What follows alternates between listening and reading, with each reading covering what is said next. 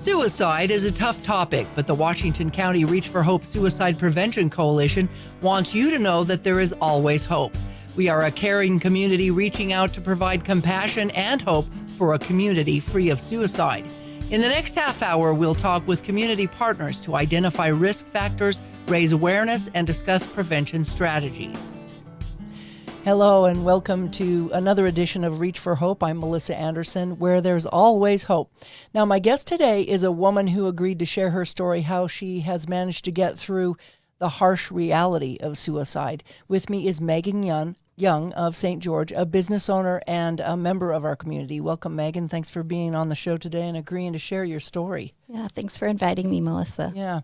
Now, first of all, I'd like to say I'm sorry for the loss of your husband. His name was Jeremy. Is that correct? Yes, thank you. And I'd realized that this is a hard thing to talk about, so I'm not going to push you or anything, but I would like you to share as much as you'd like, and give us a little bit of insight on what, happened and how we might prevent that from happening to someone else. So I just appreciate you being here and wholeheartedly thank you for any insight you can share with us. Sure. So my husband, Jeremy, and I were married almost 10 years. He actually died 3 days before our 10-year anniversary. We started a business together, Forever Young Fine Jewelers on Main Street, just about 2 years before he died. He had worked at MacArthur Jewelers before, and when they decided to retire, we started our own. But Jeremy had a lot of physical and mental health issues. He was diagnosed with narcolepsy, sleep apnea, depression, bipolar, and OCD. He also had back surgery. He had tonsillitis. He had autoimmune, just so many things going wrong physically and mentally in his body. And a lot of people didn't know it. Yeah, so he kept it hidden. So he kind of hid it, but he had a lot of medical issues. Yes, a lot of medical issues. And so before anything happened, how did he deal with that? Did he go to the doctor a lot? Was he treated for these issues? Sure. Yeah. So we had different medications. He would have to take a really strong narcotic at night, and then a stimulant in the morning every day to be able to stay awake. So he had a lot of different medications in his body, pain medications for his back, and we're meeting with doctors. Sometimes they couldn't, the most frustrating thing for doctors and for patients is when, hey, everything looks right. We know you don't feel good, but some things we don't know what it is. That would happen, and that would be frustrating too. Yeah. Now, narcolepsy, for those who out there who don't know about it, that's a form of where you just kind of fall asleep, right? Something wrong in the brain, is that correct? Yeah, so narcolepsy, they're not getting their adequate sleep. They're not getting into that deep sleep cycle at night. And so his sleep doctor actually, when he explains narcolepsy, he says, imagine staying awake for 3 days, and that's how a narcoleptic person feels all the time. You would think they'd be able to just fall asleep, but actually at night, sometimes it'd be very difficult to fall asleep. So we'd have to take a medication to get him down. Yeah. So you took over this business. Why did you decide to take over the business? I mean, that MacArthur had been there for quite a few years. You just decided to take the leap of faith, correct? Yeah. So, they were retiring. So initially we were going to be out of a job, and we needed to find something that Jeremy did. And I knew that he had a passion for jewelry, and I knew that it was something he was passionate about. I also knew with his health problems, if he didn't have something that he loved and was passionate about, it would be very difficult for him to get out of bed. So for him to do something that he loved, we were excited about it, and everything just fell into place. It felt very right. Right. I want to talk more about that in a minute, but I want to talk about your family. So you've been married 10 years. How many kids did you have? 3 kids, 2 boys and 1 girl. Uh-huh. Yeah. And so at the time, tell us a little bit about your family and how was everything at home? So let's see, my oldest was 8, and then the youngest was 6, or middle was 6, and my youngest was 2 at the time that Jeremy died. So all very young. It was actually a really hard time in our life. We just had a new business that was just a year or 2 years old, and I had these young kids. And, you know, I remember my kids always asking, Mom, are you going to be able to pick me up from school today? And I would have to say, I don't know. It depends on how Daddy's feeling. So it was like I couldn't even plan an event. We just never knew how Jeremy would be feeling. Do you think it was the stress of the business? How was the business doing? The business was struggling.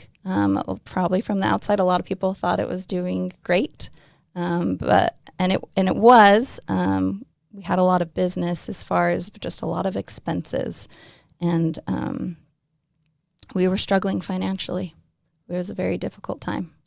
However, we did have a picture in here that you sent me from the St. George Area Chamber of Commerce of you guys standing there with an award. What was that all about? Yeah, so we got the emergence of an entrepreneur award from the Chamber of Commerce just not too long before he passed away.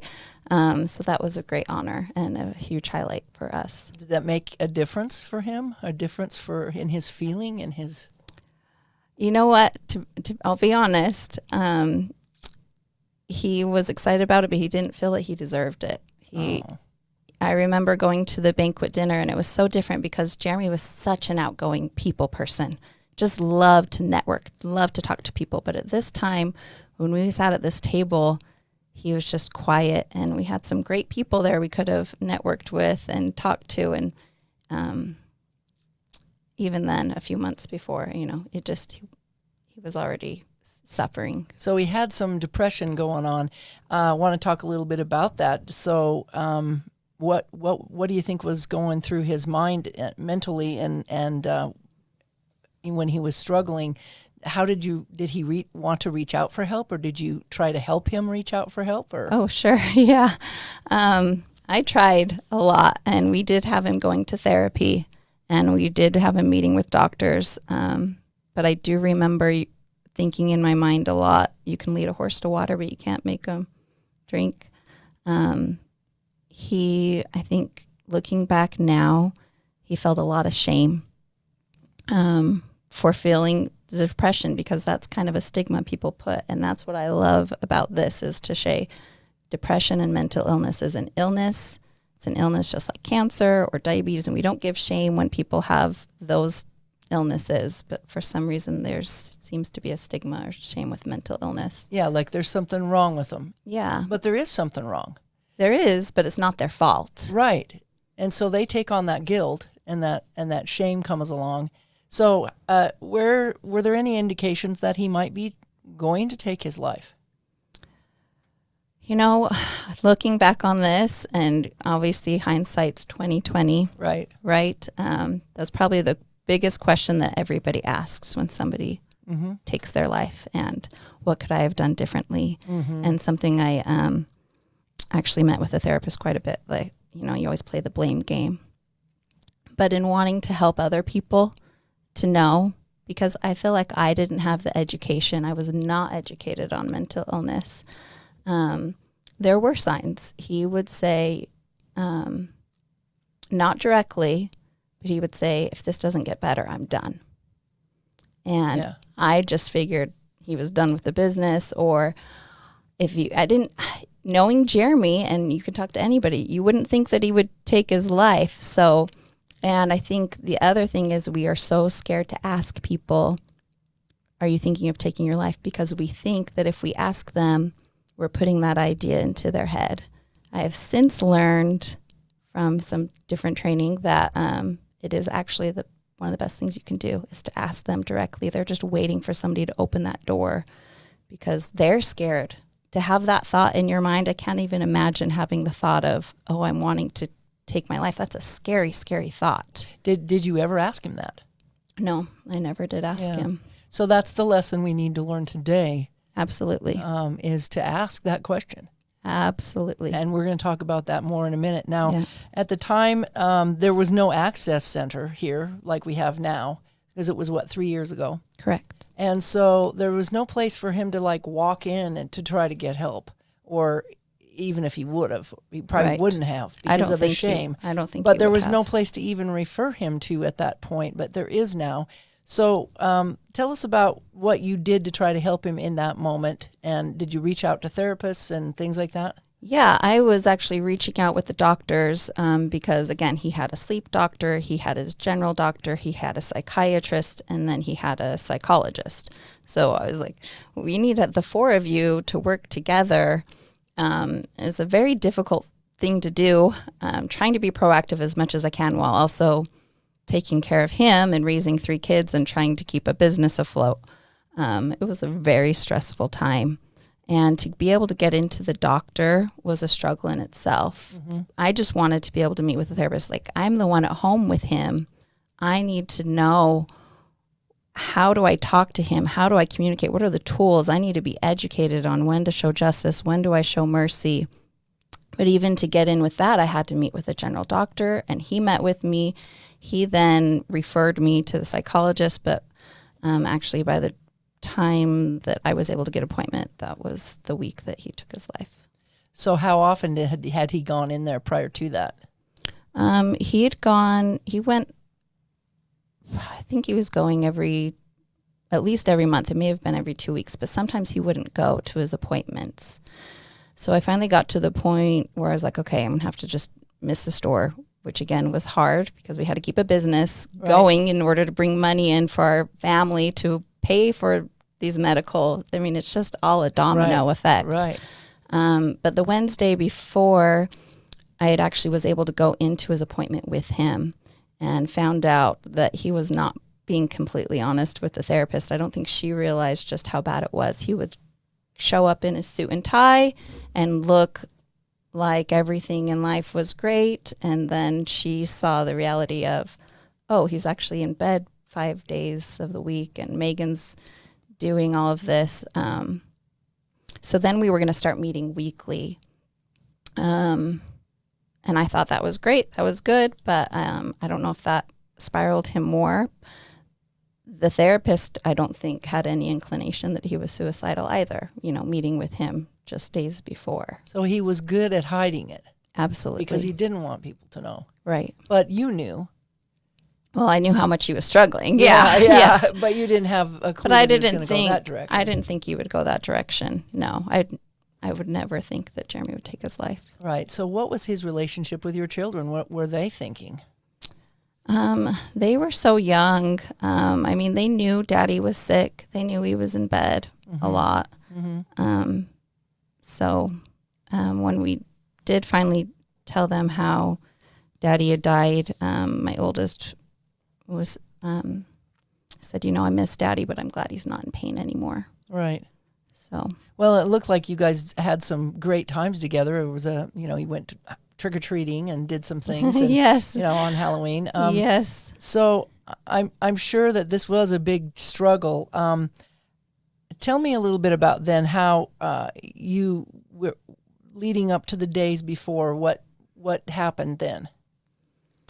So just the days before, we had gone to that therapy appointment on Wednesday, and Thursday, Friday, Saturday, Jeremy, he went to work. Actually, her advice, I remember, was just get out of bed. If you need to go fishing or just do something, just get out of bed. But Jeremy was kind of an all or nothing. He was like, well, I'm not going to feel good about going fishing if my wife's at work. So it was either like he was 100% at the store doing his thing, or he was going to be in bed. It was hard for him to just get up. So he got up and worked really well. And then Sunday came around and he had a crash, and that was very normal. Just what would normally happen on the weekends. He'd be exhausted from the week and sleep all day on Sunday. And a lot of times it would carry on to Monday. And so that Monday morning was just like any other kind of Monday morning. It did not feel any different to me. In a lot of ways, I'm grateful for that, because I think it may have, if I would have seen signs, I would maybe hold that guilt, but didn't seem any different than any other Monday. And he just wasn't able to get into work that day. So I went into the store, and then when I came home that Monday night, that's when I found him. Oh, wow. Were your children with you? They were, but luckily they did not see him. So Yeah. I'm grateful for that. Yeah. Well, I'm so sorry. I mean, I hate to make you relive this, but it's for a good purpose. And I'm sure that you have sought after help since then Yes. immensely. And that's a good thing to do, right? Oh, I'm a huge advocate for therapy for everybody. We all can use therapy, right? Life is hard. And yeah, I want to get rid of that stigma too. You Right. know, I think everybody can use a good therapist. So so your children had therapy? Yeah, so that week, that night when I told my kids that Daddy had died, I just told him, you know, Daddy was really, really sick. But I didn't tell them suicide. I didn't know how to explain it to them. So luckily, but I didn't want them to hear that from somebody else. I wanted it to come from me before the funeral that weekend. Luckily, I was able to get in with a really great child psychologist. With my oldest Hadley, she used kinetic sand and created a brain and talked about how doctors are still figuring out brains and that Daddy's brain was sick and that he used a gun to take his life. And then that older son actually helped explain it to my 6-year-old. And the 2-year-old, she was so young, she just knew that Daddy was. It's tough. So what kind of messages then can we share or lessons can we learn about supporting family and friends and things during this time? I mean, obviously it would be great to have a support group or something that would be out there to help us get through this, right? Yeah, absolutely. So I've tried to think. I remember at the time just trying to find who can I talk to. I didn't know who to talk to. I didn't feel like I could talk to family members because I felt like they might hold shame or judgment, I guess, to Jeremy, which I get is wrong as well. But that's just the way I was at the time. I didn't feel like I knew of any groups. And I remember trying to search on Facebook and different support groups to find, I think the QPR training, I don't know if we want to get into that right now, is a training I learned about later. It's question, persuade, refer, and it's a training for suicide prevention to help people that may become suicidal, what you can do to help them get help and to see the signs. Yeah, and you took that training. I did. I took the training after Jeremy had passed away, and I've since hosted some trainings so that other people in the community can get the training. I plan to do more. I couldn't do any this last year with COVID because of the groups, but hopefully we'll do more. I'm a huge advocate for more people getting training, and I was thinking what a great idea it would be if, family members at the doctor's office, if you got somebody that's diagnosed with depression, if there's a way of just saying, here's some training, I wish I would have gotten a little bit more help or resources or education as a family member that was home with him day in and day out, that I didn't feel like was there. Maybe that's something we need to work on in our communities. Yeah, that's something that's a personal goal of mine, actually. Good, I would like to do something to help in that effect. So anybody listening out there that can help out with that, that'd be great. Real quickly, I want to go into these cards that you made that we're going to look at. Tell me about what these were and why they were created. Okay, so it was Jeremy's 1-year anniversary of the death date, and I was trying to think, what do I want to do on this day? And Jeremy's voicemail, he had this southern accent. He was from Georgia. He loved the word phenomenal, and his voicemail would say, "Thank you so much and have a phenomenal day." And so the idea, and he loved the color yellow. His favorite color is yellow. So I just got the idea of creating these custom cards that say "You are phenomenal." I just wanted to spread love. So I made them up and told anybody that wanted them, they can have them for free. I have them at the jewelry store, and I also have them in front of my house. They're still at the jewelry store now, and they're still in the front porch of my house too.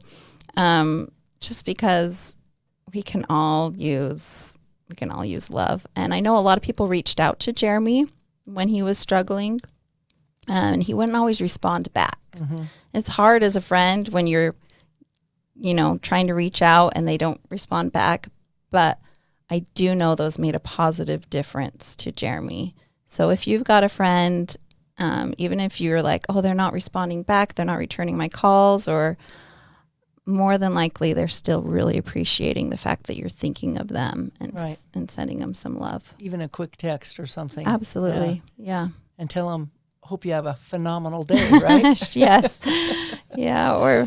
Or just be empathetic too. Yes. You know, I think what I've learned over the past few years, the best thing we can do with somebody when they're in their pain is to sit with them in their pain and let them feel that pain and tell them they have every reason to feel the pain they're feeling because it's real.